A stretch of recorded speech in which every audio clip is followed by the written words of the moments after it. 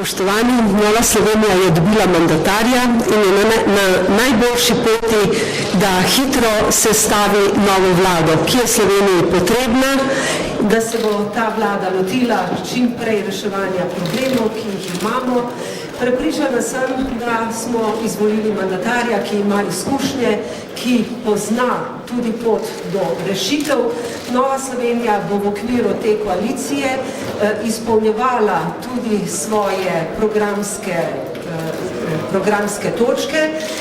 Znotraj koalicijske pogodbe je tudi veliko programa Nove Slovenije, zato smo se z lahkoto odločili, da se vključimo v to koalicijo.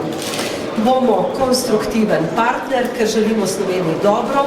To pričakujemo tudi od naših koalicijskih partnerjev, pričakujemo pa tudi od opozicije, da bo delovala konstruktivno, kot je danes obljubila.